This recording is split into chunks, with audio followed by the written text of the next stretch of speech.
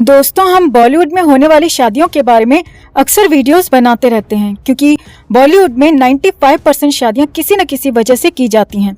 वजह मतलब पैसा, करियर और 2 नंबर के धंधे। प्यार मोहब्बत जैसी चीज इनके बीच नहीं होती। ये बात और है कि ये दिखावा ऐसा ही करते हैं जैसे ये प्यार मोहब्बत की वजह से शादी कर रहे हैं, लेकिन ऐसा होता नहीं है। आज भी हम एक ऐसी शादी के बारे में बात करने जा रहे हैं। विद्या बालन ने तलाकशुदा अमीर बिजनेसमैन और प्रोड्यूसर देखा और अपनी दुकान का सारा सामान उसके सामने परोस दिया, और सिद्धार्थ रॉय कपूर ने भी अपना फायदा देखा। विद्या बालन एक बड़ी एक्ट्रेस है, इसमें कोई शक नहीं। उसका नाम है, वो पॉपुलर है, दिखने में भी ठीक ठाक है। हाँ, थोड़ा सा वजन ज्यादा है और थोड़ी अस्त व्यस्त सी भी है, लेकिन 5 का नोट कितना भी फटा हो चल ही जाता है, तो टूटे फूटे से कोई दिक्कत नहीं आती। विद्या बालन और सिद्धार्थ के बारे में कहा जाता है कि ये कॉन्ट्रैक्ट मैरिज है और दोनों सिर्फ पैसे कमाने के लिए एक साथ हैं। दोनों को कहीं भी मुंह मारने की पूरी छूट है।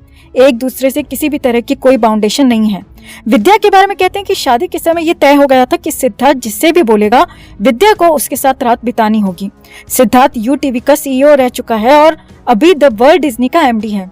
वर्ल्ड डिज्नी यूटीवी का ही पार्ट है। सिद्धार्थ अभी Disney, UTV, Marvel, star Wars, ABC, बिंदास, इंडिया गेम्स और हंगामा टीवी जैसे बहुत सारी कंपनियों की जिम्मेदारी संभाल रहा है। सिद्धार्थ की जिम्मेदारी ये भी है कि उसे अपनी कंपनी में ज्यादा से ज्यादा इन्वेस्ट कराना है ताकि कंपनी हमेशा लीडिंग कंपनी बनी रहे। सिद्धार्थ ने विद्या से शादी भी इसी शर्त पर की थी कि जो भी उसकी कंपनी में बड़ा अमाउंट इन्वेस्ट करेगा, विद्या को उसके साथ सोना है।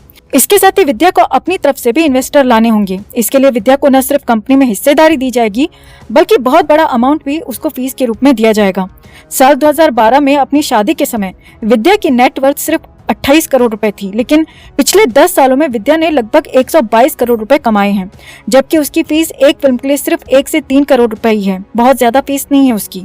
आज विद्या 150 करोड़ की मालकिन है। शादी को 10 साल हो चुके हैं, लेकिन अभी तक इसने कोई भी बच्चा पैदा नहीं किया, क्योंकि बच्चा पैदा करना शायद हो सकता है कॉन्ट्रैक्ट में शामिल ना हो। हालांकि 2017 में ये अफवाह उड़ी थी कि विद्या मां बनने वाली है, लेकिन खुद विद्या ने मीडिया में गुस्से में सवाल का जवाब दिया था कि मैं कोई मशीन नहीं हूँ जो बच्चा पैदा करती फिरूं। बच्चा पैदा करना मेरा काम नहीं है। विद्या ने आगे कहा कि वो सिर्फ अपने करियर पर ध्यान देना चाहती है और बच्चे पैदा करना जैसी चीजों में बिल्कुल भी उसे ना तो भरोसा है और ना ही उसे इसमें पढ़ना है। इसके अलावा इन दोनों ने कपल के रूप में कोई बच्चा अडॉप्ट भी नहीं किया, क्योंकि ये दोनों ही बच्चे या परिवार जैसी जिम्मेदारी नहीं उठाना चाहते। दोनों को दौलत चाहिए और दोनों अपने करियर में आगे बढ़ना चाहते हैं, और उसके लिए शादी जैसा कॉन्ट्रैक्ट इन लोगों ने कर रखा है। कोई भी इन्वेस्टर जो सिद्धार्थ की कंपनी में इन्वेस्ट कर रहा है, वो किसी भी एक्ट्रेस के साथ में रात गुजार सकता है, क्योंकि उसके पास पैसा है।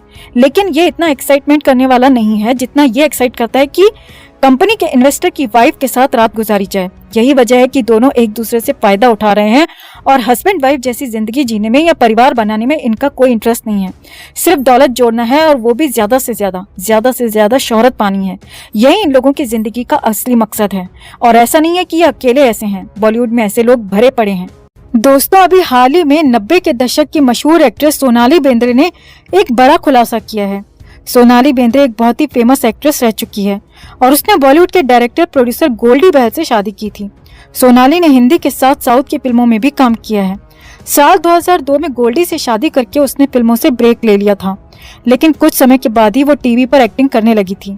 सोनाली ने अभी एक बयान दिया है बॉलीवुड को लेकर और खुलकर ये स्वीकार किया है कि बॉलीवुड और अंडरवर्ल्ड का रिश्ता काफी पुराना है।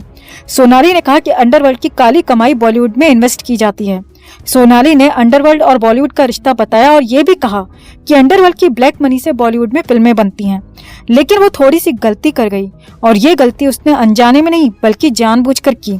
सोनाली ने कहा कि जब वो फिल्मों में एक्टिंग करती थी तो अंडरवर्ल्ड का पैसा फिल्मों में लगता था, और ये बात उसे तब पता चली जब उसने गोल्डी से शादी की, क्योंकि गोल्डी एक फिल्म प्रोड्यूसर था। सोनाली ने कहा कि उसे रातों रात फिल्मों से निकाल दिया जाता था, क्योंकि अंडरवर्ल्ड वाले अपनी पसंद की एक्ट्रेस को फिल्मों में देखना चाहते थे। उसने कहा कि अंडरवर्ल्ड की वजह से उसके हाथ से कई बड़ी और कई अच्छी फिल्में निकल गई थीं। सोनाली ने आगे कहा कि पहले के समय में अंडरवर्ल्ड का पैसा लगता था, लेकिन अब वैसा नहीं है।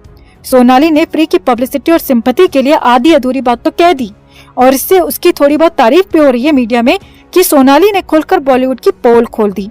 लेकिन कोई मैडम से पूछे कि सोनाली जी, आपने अजय देवगन के साथ जख्म मूवी में काम किया था, उसका डायरेक्टर और प्रोड्यूसर महेश टकलू भट्ट था, उसमें किसका पैसा लगा था? क्या आपको नहीं पता कि जख्म मूवी पूरी तरह से अंडरवर्ल्ड द्वारा फाइनेंस की गई थी, और बिना अंडरवर्ल्ड की मर्जी के आपने उस फिल्म में काम कैसे कर लिया? चलो छोड़ो, 2000 में आई फिल्म जिस देश में गंगा रहता है वो आपको कैसे मिली?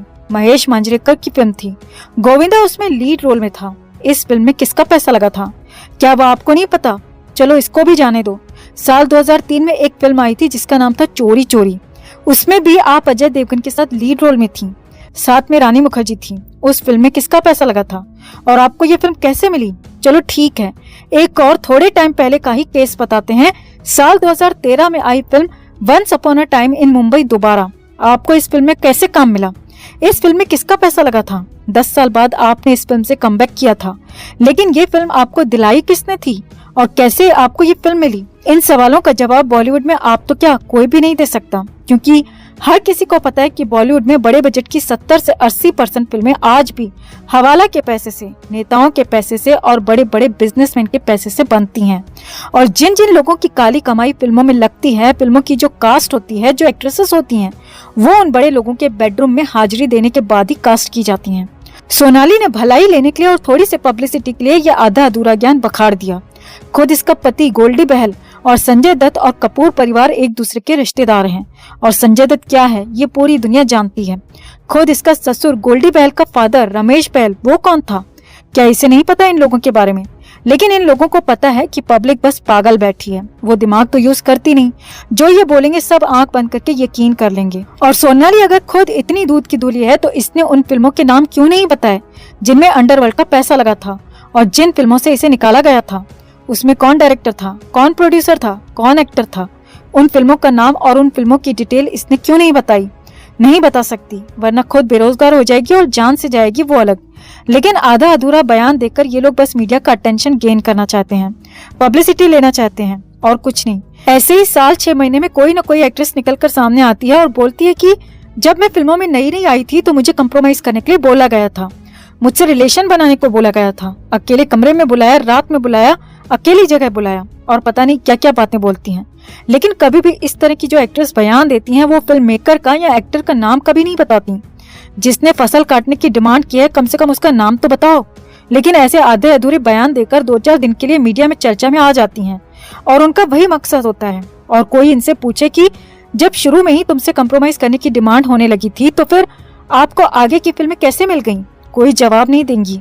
दरअसल ये लोग ऐसे किस्सों को समय समय पर इसीलिए बताते रहते हैं कि इनकी 2-4 दिन चर्चा हो जाए और बीच बीच में ये सुर्खियों में बनी रहें और लोग सोचें इनके बारे में कि अरे ये तो बहुत सीधी है, इसने अपनी मेहनत से ये मुकाम हासिल किया है और ये बेचारी विक्टिम है। लेकिन जिसने बॉलीवुड में 5 से 10 साल काम कर लिया या ए ग्रेड फिल्मों में काम कर लिया, वो ना तो कंप्रोमाइज से बचती है और ना ही अंडरवर्ल्ड से। अगर आप भी हमारी बातों से सहमत हैं तो कमेंट में अपनी बात, अपनी राय जरूर रखें और वीडियो को लाइक और शेयर कर अपना प्यार और सपोर्ट भी जरूर दिखाएं।